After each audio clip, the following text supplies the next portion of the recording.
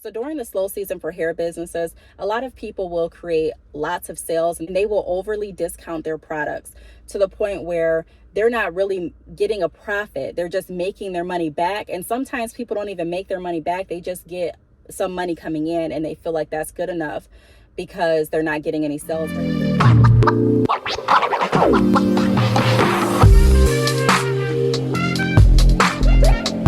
Welcome back to my channel. My name is Brittany Bundles, and today's video is going to be all about the slow season for hair businesses, how to make money during the slow season. This is something that I see a lot of on social media. I hear a lot of talk about it. And since I've hopped in the hair industry, since I started my hair business in 2013, I have noticed that there are periods where the season is busy and there are periods where when the season is not. And I think that's the same for every business type. I do mentoring with different business owners, and not every business owner is in the hair industry. One thing that I can see that is very consistent throughout all of the businesses that I work with is the fact that they have slow seasons. I definitely think that this slow season is different than, let's say, the slow season 5 years ago. Just because of the economy. Like the economy, we cannot ignore it.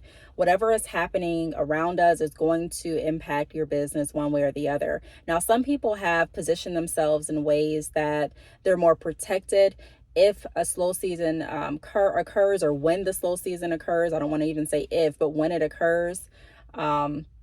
And so I'm going to be talking about that in this video today. And this season could be different depending on what industry you're in and what you're looking to do. But one thing for sure, a lot of business owners in a lot of different industries experience slow seasons. So we're going to talk about what you can do in those seasons. If you are interested in this video, be sure to give it a big thumbs up. Please make sure that you are subscribed. Make sure that your post notifications are on. Also, commenting helps the algorithm. So if you do want to see more hair business videos, if you want to support my channel, be sure to leave a comment, like the video, subscribe. I really would appreciate it. So the first thing that I want to go over is always stress to provide a product and a service. If you're not providing both, that is something that you should look into immediately. On my hair website, badchickhair.com, I offer bundles. I have closures, I have frontals, but I also offer business services. So I have professional biography services. I have an option where you can promote your business on my podcast. I have credit repair services. I have a lot of different business tools that correlate with people that are looking to jumpstart their hair business. I offer drop shipping. So there are different services that I have that couple my products.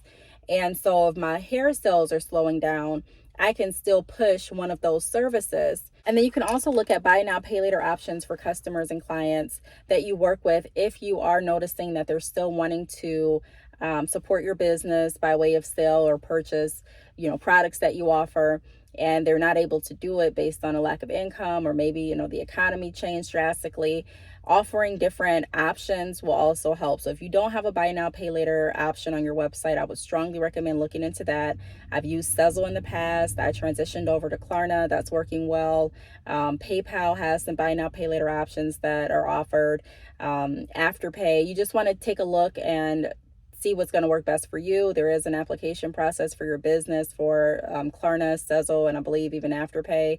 I think anyone that qualifies through PayPal can use the PayPal buy now, pay later. I don't think there's anything that you have to qualify through or go. I don't think that it's the same type of process, but it's been so long since I've looked at the PayPal buy now, pay later requirements and terms and conditions. But nevertheless, look to see what options you can offer. Now, as far as what you can do to make money too, consider creating an ebook.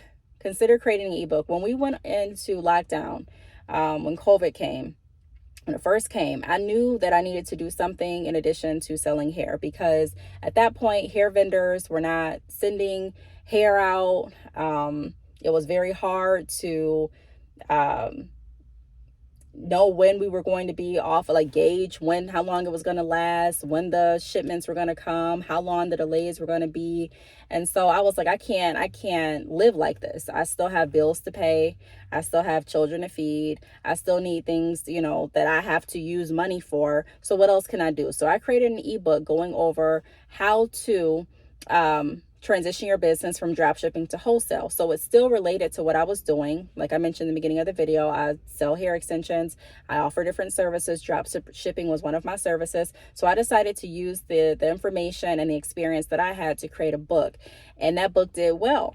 The book was less expensive than the extensions that I sold, but the book was all profit. It was pure profit. So I didn't have to, after I paid the initial fees for copywriting my book, I had someone help with creating the cover, the image for my ebook. I had someone edit my ebook, make sure the grammar was all correct after I wrote it. And so once I got done with that, everything that I got from the ebook was profit, so that really helps. So that's why I'm saying, offer something in addition to the tangible products that you're selling. Look into trainings. This is something that I'm going to be doing as well. So there are business owners that want to partner with me with doing certain type of trainings. They'll reach out to me and say, hey, Brittany, I'm doing this training. Do you think that you want to, hop on, or do you want to have your audience tune in? Would this be beneficial for them, do you think? Or hey, do you want to collaborate and do something else? So when I get those opportunities, sometimes I will work something out or collaborate. Sometimes, I'd say, I don't think this is going to be best for what I'm doing right now, or I don't think this is going to be best for what you're looking to get out of this. But nevertheless, trainings are really important. On my website, keepingupwithbrittany.com, the link is down below. I encourage you all to go to my email mailing list and sign up, and also take a look at my calendar. I just posted a AI training that is past now, but I'm going to have some more trainings on my website as well. But it's an AI training. It wasn't run by me, but it was a training that I was invited to, and also my audience. So I wanted to make that accessible to everyone that was interested. And so if you're interested in AI marketing, if you're interested in pretty much anything business related, be sure to take a look at my calendar, because you never know what I'm coming out with. I also have different podcast episodes out there, and just I want to offer as many tools as I can to entrepreneurs. But the point of me saying trainings is, along with making an ebook, also think about what kind of trainings you can offer. You can use an ebook that you've already created to couple that with the training too. So you could create a training program. For me, for example, I would create a training program on how to scale your business from dropshipping to wholesale. I already created the ebook. I have videos about it, but I can also do an in-depth training.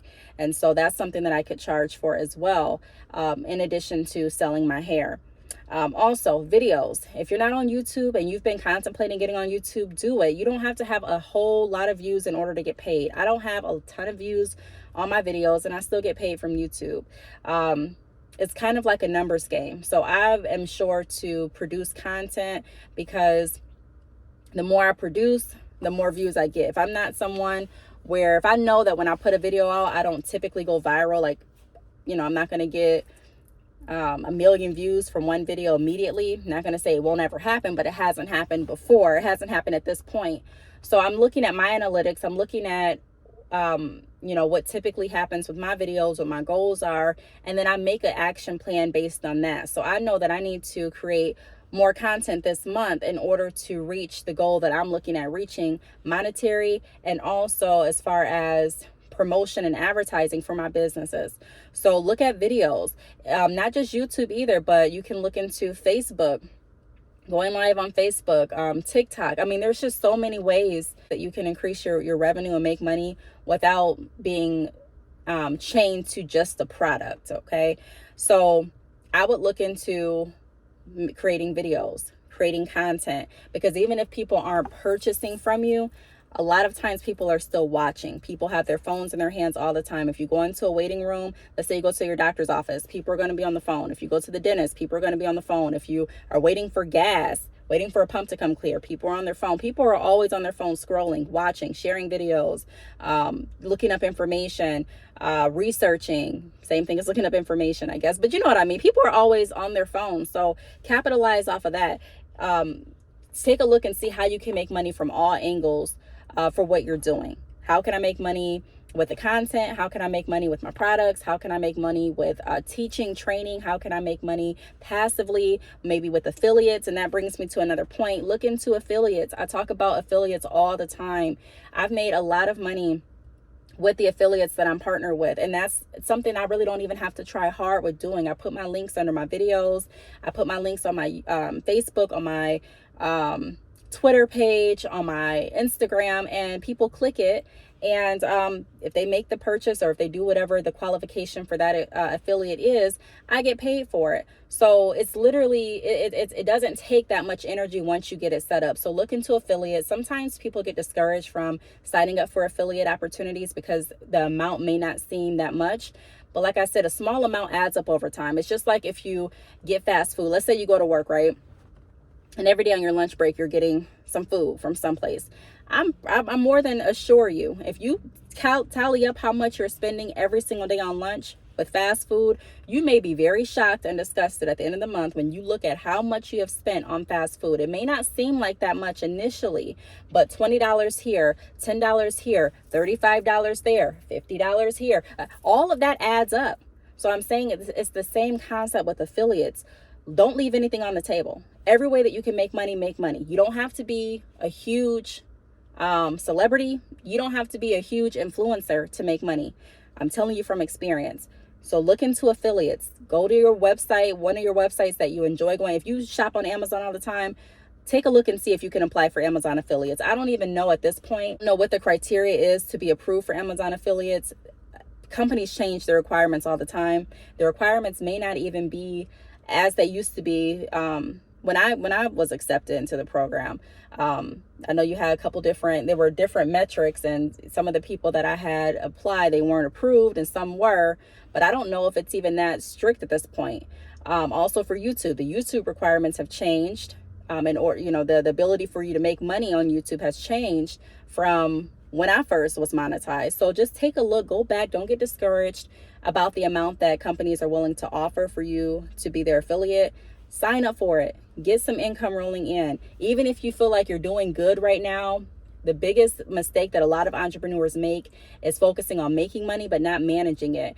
Make your money, but also prepare for the slow season, because even if the slow season doesn't, let's say that just the slow season comes, but it's not as slow as you anticipated. Let's say for some reason everything just spikes and you're doing great the whole year.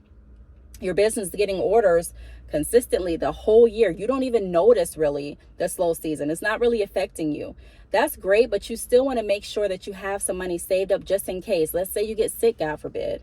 Let's say something happens with your vendor, God forbid. Let's say that something happens with your backup vendor, because I always talk about how you shouldn't just have one vendor, have a backup vendor. So there are lots of companies that I work with during mentoring and also business consultations and drop shipping that drop ship with another company and drop ship with me too. Or they have purchased in bulk from my company, another company, and they also use my services as a backup vendor just in case something goes wrong with their vendor. You want to make sure that you're staying steps ahead. What can you do in the event that something happens, in the event that you experience a slow season, in the events that you don't get as many clients, customers, sales as you are used to? What is going to kick in to help supplement that?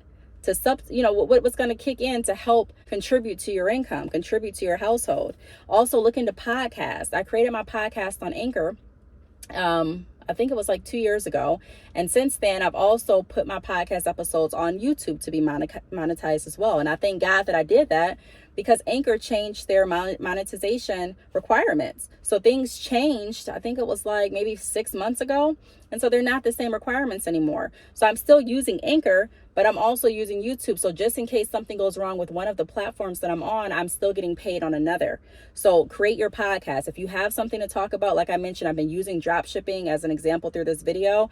Not only can I create an ebook, and not only did I create an ebook for drop shipping, I created a podcast. So now I'm talking about drop shipping services on my podcast and different entrepreneurial topics too. And now I'm talking about drop shipping on YouTube, where I'm monetized. So take a look and see what else you can do, because all of that income adds up. Next thing I want to talk about is a hair blog. You can monetize your blog.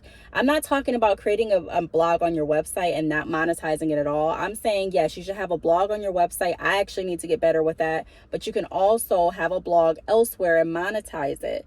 I'm not going to go in too much detail about that in this video, but if you want a video on how to monetize blogs, leave a comment down below, because before my hair business started kicking off, I was monetizing my blog. I created different blogs, I created different topics, and I was posting on that. It was back in like 2013 or 2015, around there. But I was doing that, and that is another form of income too.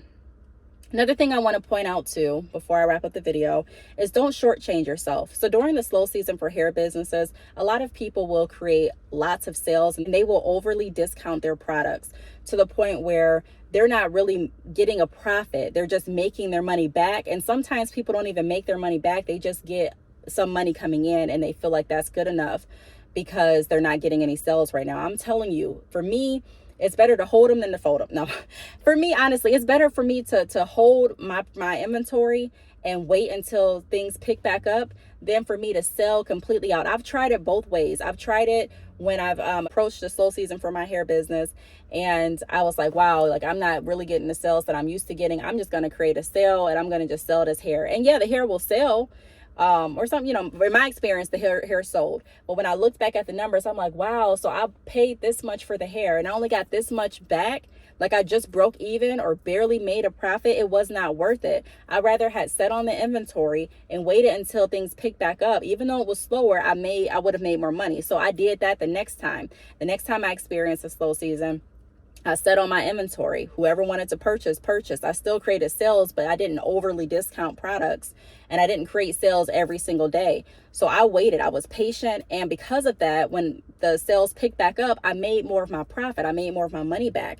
So don't shortchange yourself. Don't, cost yourself more money because you're feeling anxious about not getting orders. Ask yourself, is it about how many orders you get, or is it about ultimately the profit that you make as far as a monetary standpoint? Like, what is it? What is your concern?